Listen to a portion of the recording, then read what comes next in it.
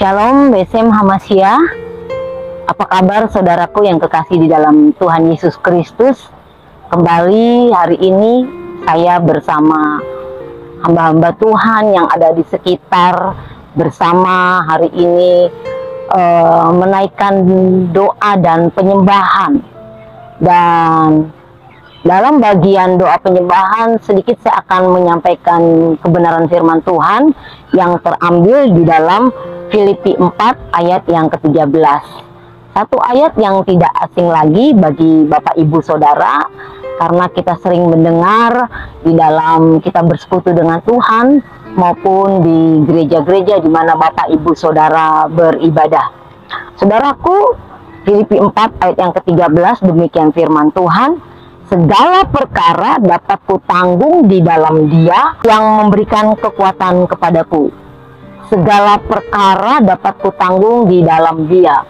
Kalau bicara kalimat dalam segala perkara, berarti semua perkara yang khususnya ada di bumi yang kita hadapi sehari-hari, baik perkara besar maupun perkara kecil, baik itu perkara sukacita maupun perkara duka cita.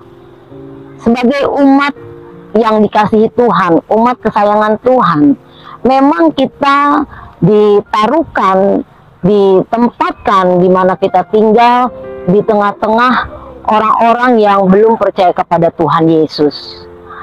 Dan ada banyak tantangan-tantangan yang kita hadapi di dalam kehidupan sehari-hari, baik itu masalah perekonomian, sakit penyakit, rumah tangga, kedudukan, jabatan, dan sebagainya. Perkara kesusahan, perkara penderitaan yang begitu luar biasa yang Bapak Ibu hadapi.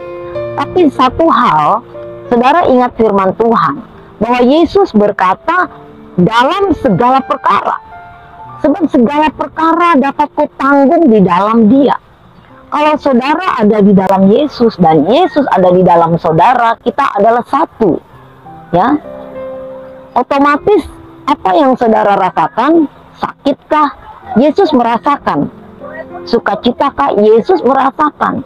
Karena Dia ada di dalam kita dan kita ada di dalam Dia, kita tahu apa rencana-rencana yang Tuhan kehendaki dalam kehidupan Bapak Ibu Saudara. Harusnya kita mengerti rancangan-rancangan Tuhan dalam kehidupan kita.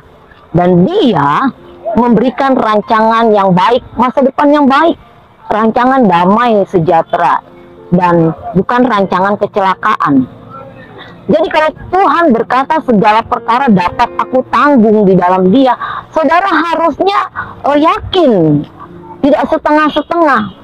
Saudara menyerahkan beban hidup saudara, saudara menyerahkan permasalahan saudara hanya ada di dalam Yesus. Bukan saudara datang kepada orang-orang pintar, datang kepada paranormal, dukun-dukun, ya.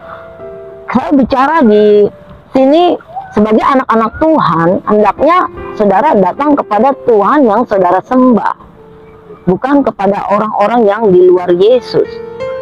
Kalau saudara datang kepada orang-orang percaya di luar Yesus, saudara akan kecewa.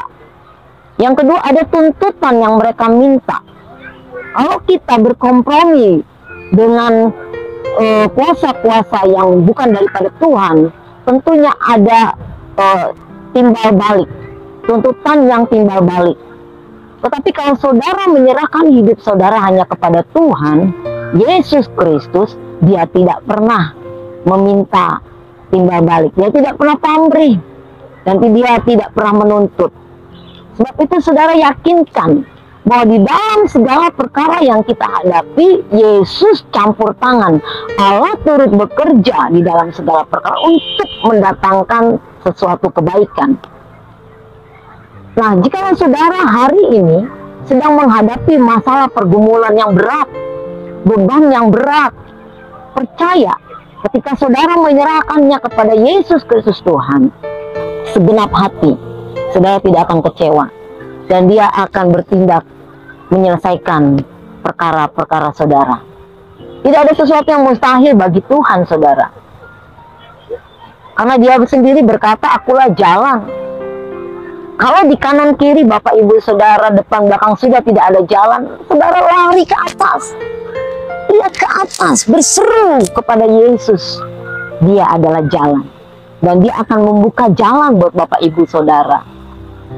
Untuk itu, kalau saudara hari ini sedang di dalam lembah kekelaman, Yesus hanya ingin meminta saudara tetap setia dan percaya akan pertolongannya yang begitu luar biasa.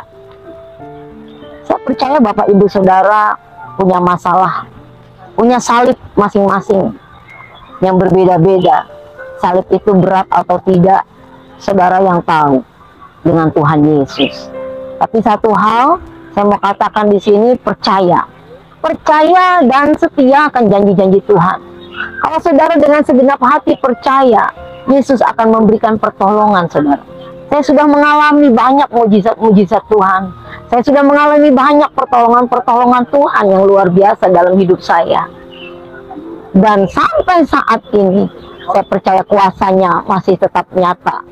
Kuasanya masih berlaku bagi Bapak Ibu Saudara yang selalu hidup di dalam kehendaknya dan seturut kehendak Tuhan, maunya Tuhan, bukan maunya kita.